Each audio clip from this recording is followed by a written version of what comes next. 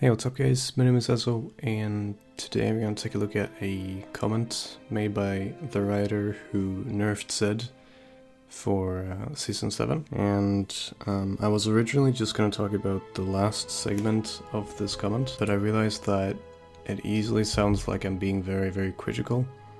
And my main point with reviewing that part was to prove that I believe the person doesn't play Zed and the negative aspects of that. But I understand that might not come across with any point at all, and I really am not much for just being negative and critical and jumping on a hate train against Riot balancing and all that. I mean, everyone's kind of joking about it and how they misbalance the game and such, but honestly, I wouldn't do much better, I think. And I understand that they can't like double check everything with mains of the champion before every single change they make, because that would be absurd, and they can't double check every single change they make throughout the game with pro players and all that. I understand that that's not realistic, but it's very blatant that the person didn't realize the consequences of the changes he made, making it sound way more dramatic than it is. It's a very annoying change that they didn't consider, but it's not like the end of the world or the plague or something like that. We'll get to that though, but I just want to preface that with saying again, I'm not particularly critical in general, especially if Riot or interested in putting their work in a negative light, but I think this deserves to be brought up. But then I realized that there's other parts of this whole comment that kind of support a narrative that I kind of want to push forward. Well, not specifically narrative, but very often people think about League analytically, right? And they look at the statistics and the data, and then they analyze that, and then they make a conclusion based on that. And inherently, there's nothing wrong with that, but having just looking at the statistics as the only base for the argument really gives an incorrect view of what the game actually is. And that's essentially exactly the whole thing that's happened in this last segment. So, and I've talked about this before on stream several times, where people talk about gold value in League, how much, like, which item is best based on gold value, how much value you get for this and that. And I mean, there's definitely a place for talking about gold value and talking about when it's more worth to buy Void Staff or Rabadons, etc. But there are so many parts that just get lost when you talk about just gold value. Even as simple as Void Staff versus Rabadons. You're talking about how much damage do you get at exactly what amount of MR, like when is it more valuable, when you have X amount of AP, etc. You're missing out on parts like, well, when is it more appropriate to get the needlessly large rod, and how easily is it to consistently get to the point where you could get the needlessly large rod. And the best way to get around that is just by looking at, well, this person buys, well, when people buy Rabadon second, they lose more games than when they buy Void Staff second. Ugh. And that's more of a realistic way of looking at it, obviously, because, well, statistics don't lie, but they also don't tell the truth. In a way. That's not my quote, I stole it from Reddit. Anyway, my problem with that is that here there's someone who has taken a look at Zed and said, what could we change based on the champion to kind of make a cool change that could kind of change his style and make him a bit different and fix some of the flaws within quotation marks, because they weren't really flaws in my opinion. But obviously I'm biased, so take from this what you will. Let's just go through the entire comment. We'll get to the final part, which is the biggest aspect I wanted to talk about, I suppose, but let's go through the entire comment, because there are some other parts I want to talk about that are just general comments said about Zed that I severely disagree with. So, from the top. This story, I couldn't find the original comment, by the way, but I think the comment speaks for itself. But I couldn't find the original. I think there was just someone commenting about why he did the change with Zed, but I don't know.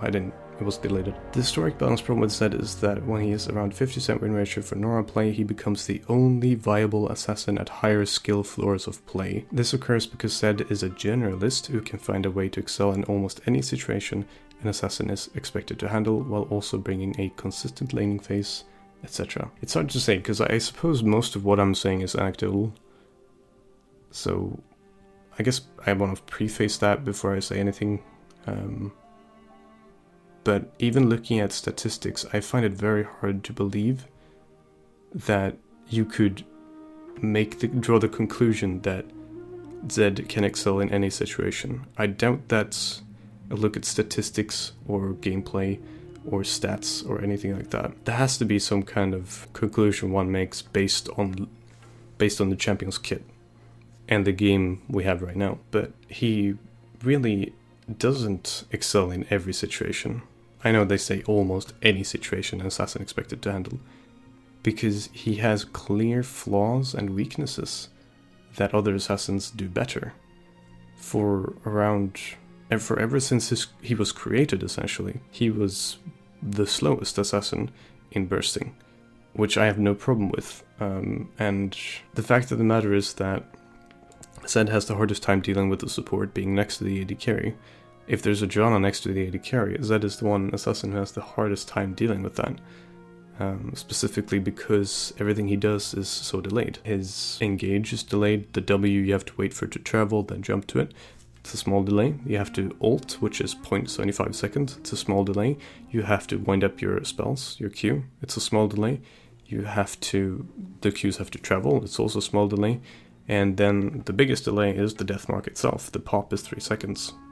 So we're talking about several seconds, which doesn't sound like much, but in the grand scheme of things, compared to a Pantheon burst, or a Diana burst specifically, or the old Talon burst, all these gave a much less window for reaction time, or counterplay, or getting ulted by a Janna, or exhaust in particular. But I have no problem with Zed having counterplay at all.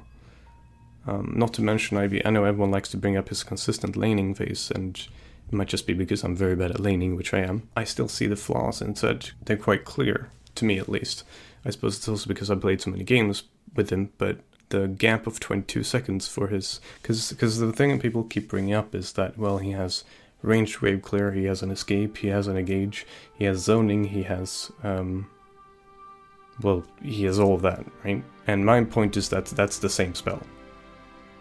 So when he uses that for one of those things, he can't use it for the other three. So with that 22-second gap, he's very exposed in that situation. And I mean, I didn't want to even talk about this in this video, but even so, and I understand that's not always enough, because a good Zed can time his W correctly and can keep it as a zoning tool and all that. So I understand that it doesn't help you much, but playing around that and energy loss is an efficient way of dealing with them. Either way, let's move on. With this roster update, other assassins have new tool strategic outputs that should help make the former statement less true. Sure, still finding ways to sharpen Zed further gives us room to add power back to his base number kit without risking Zed taking over the assassin slot in every high skill game. This was never the case. It wasn't. I know Zed had a couple of patches at least where he was the best assassin. I am very well aware of this. But even at that point, he did not take every assassin slot in every high of the game. He didn't. That has never been the case. And if I'm incorrect about that, please refer me to the patch, because I don't remember a single patch where that was the case. A patch where Zed took over the assassin slot in every single game in high skill. There's always a point where you could play an assassin into Zed. Specifically, Talon did great against Zed. In Zed's glory days, Talon was one of the most annoying matchups because of the silence. And even after that, if you timed your ultimate right, he was a very annoying matchup. Didn't counter him, but it was an annoying matchup. Not to the point where Zed completely took over the assassin slots, and considering Rengar and Kha'Zix have been, well, on and off in pro play in general, I just can't remember a patch where that was the case. We are much more comfortable buffing Zed in a world where every assassin has games where they clearly excel over their counterparts, So this is a problem though, because I understand what they want to do. They want to make it very distinct that this assassin is good at this and this assassin is good at that. But in the end, what the assassin needs to do is to kill the AD carry, or the high priority target. That's all. Kill them quickly. That's all. That's why I've said for so long Syndra is like the best assassin right now, because she clicks R. Now I know this sounds very salty, but consistently killing the AD carry quickly, or the high priority target quickly, is the role of the assassin. Most everything else is bonus. That's why Talon was a thing before. Like the old Talon was a thing. You jumped in, blew your load, it was super effective, you killed the assassin and potentially everyone else. And if you didn't, well, that sucks. You still have ways of killing the high priority target, you just didn't. That's a whole other discussion about Feast or Famine. I'm not getting into that here. But you can't have, like, you don't, it's very hard to have this as a goal and expect it to work. Where you think, well, this game, this assassin will be more efficient because of this and that. Oftentimes it's just kind of devolved to which champion do I like the most in this matchup, mostly. Or even, well, this champion's AP and this champion's AD. No one's gonna think about, well, Diana is better suited for assassinating this target under this circumstance with this support, and it never goes that far. Right, I suppose I did preface by saying that this is anecdotal, but at least for solo queue. And I thoroughly, severely doubt that this was ever the case in pro play, but you don't really tailor the assassin based on them clearly excelling over another assassin for a specific tailored situation. It just seems unrealistic in so many degrees. But inherently, nothing wrong with it, but if it is, it does become problematic when they kind of rupture, I don't want to say the status quo, but they make fundamental changes that kind of ruin base, I don't want to say concepts, but when it starts affecting the game toxically and the champions negatively, then it's a problem. Fundamentally not a problem, it's kind of unrealistic, but you know, I can kind of applaud the, you know, I almost very patronizingly said ambition, but I respect the idea, but I just don't think it's ever going to be realistic to go for it. So the goal of these Zed changes were to help push him into a space where he excels clearly against some teams and is clearly weaker against others. Now this is also worthy of an entire video itself. This was actually what I was going to make the video about in the first place, where they completely, in many places, have said that Zed has very few bad matchups. I do believe they even said he has no bad matchups, and that just isn't the case. The goal of these Zed changes were to help push him into a space where he excels clearly against some teams and clearly weak against others. That has always been the case. Since his release. Okay, maybe not since his release. I didn't play him too much when he was released, so I can't say for sure about that time. But I would be very, very surprised if he still did well against Malzahar and Kael when he was released. I would be very surprised. In theory, and I mean, he's always going to do well against AP Kog'Maw. That's always going to be the case. I mean, unless they severely buff AP Kog'Maw. It's not bad, it's just, that's a pretty good lane for Zed. In theory, this means that if Zed is weaker now, we have much more room to buff him, since he shouldn't heavily degrade pick diversity at high levels of play anymore. I don't understand this sentence. In theory, like they're saying, they want to make it so he has very clear good lanes, and good against some teams and bad against some teams. In theory, that means if Zed is weaker now, well, I can save you the uncertainty with the if there. He is very weak right now. Obviously, I'm biased, you can say as you want, but he is very weak right now. We have much more room to buff him, since he shouldn't heavily degrade pick diversity at higher levels of play anymore. If he's weaker, we have more room to buff him, because he won't ruin pick diversity, because he's weaker. I don't get it. They're saying that he shouldn't ruin pick diversity at high levels of play because he will excel against some teams or weaker against others, but that's already the case. Again, this is a clear case of someone looking at stats but not looking at the games. You can look at stats and say, wow, he wins a lot of games against many champions, and loses in a lot of games against the same champions. But there's so many more things to look at than just that. Specifically in-game. Specifically being there. And that leads me to the third segment, which sparked the entire idea of this video. Very structured and well-made video. That being said, the changes I did to Zed should buff his potential early game damage output. That being said, the change I did to Zed should buff his potential early game damage output. Previously, you were only getting 4% bonus AD pre-level 14 of his W passive. Now starting at level 6, you could be gaining way more than 4% ever giving you. This is correct, and it is very giving me the weird signals here, because they were against Feast or Famine, but then they put a mechanic that forces Feast or Famine. Straight up forces Feast or Famine, because you need to get the AD early, or you won't be able to get the AD late game to stay up to date with the percentage AD you would have gotten otherwise. They took away a consistent bonus that made the curve much smoother, and put in one that jumps upwards and downwards. Jumps up and then dives, and then potentially jumps up, and then dives, and then potentially jumps up. Not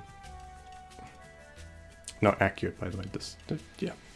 That's also an entirely different video, but I'm surprised that they put this in. I like the idea, honestly. I think it's a cool idea, but mainly I think it's cool. I think I prefer the percentage bonus AD, because your choices with ulting are much more limited.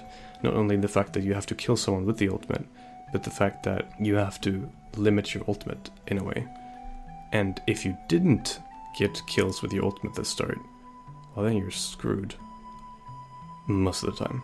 I mean, yeah, you could still say, well, you could ult someone, then have your team kill them during those 3 specific seconds. Sure, there's still ways to catch up, but in the same way as Feast or Famine is still, there's always a way to feast, and there's always a way to famine, right? So, same argument. But here comes the big part. The changes I did on E were targeted at making his Deathmark execution pattern less reliable on a single EQ auto attack combo, but open up room for more shadow slashes for Zed and his opponent to think about when dueling. That's not the effect it had. What it actually did was ruin his WE early game. For those of you who don't play Zed, and I cannot believe you made it this far if you don't play Zed. For those of you who don't play Zed, the standard way to zone early game and to poke and to harass is to do a WE or a WEQ. That is to place your shadow with, and while it travels through the air, Zed does an E, so he spins around, and then the shadow spins around when it lands. So you have this double twist effect. So before the nerf, you could do a double twist with no CDR, and then the shadow would remain, and if you did E just before it disappeared, if you spammed E, or did E immediately when you could again, it would still do E again before it disappeared, meaning you could do E twice. This meant you had both the opportunity to get the minions, hit the minions twice with your E, which means much more efficient clearing of the backline, but also you had a zoning area around the W, which was just very, very nice to play around.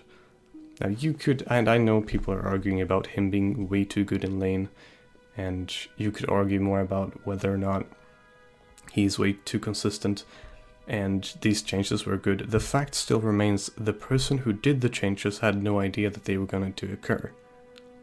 I'm not trying to put hate on him. I understand with all these tons of changes you make that there's always a risk of some unexpected consequences, and this was one of them. And it's quite obnoxious to play with. All in all, his endgame potential could be undertuned right now. It could be. It could be. It is. We are in a way easier place to find buffs for him due to the holistic set of roster changes in this preseason. Can't argue with that. And then we have a comment here. The goal of this extension is to push him into space where he excels clearly against some teams and clearly weaker against others. Care to elaborate? To me, a manaless assassin with ranged wave clear and access to all AD lethality items seems as generalist as a champion can get. Really? That's as generalist as a champion can get? Ranged wave clear and access to all AD lethality items? By the way, he does not have access to all AD lethality items, depending on your definition of access, and if it's a very loose definition, then fucking every champion in the game has access to AD lethality items. Gonna have to think about that one. Does he have access? Thought for a different time. Either case, I hope you guys enjoyed this review, response. It was interesting to make. It was a tad long, and I understand that most likely there's going to be like 3 people at the end of this video. Hope you guys enjoyed. I'll see you all next time. Okay, peace.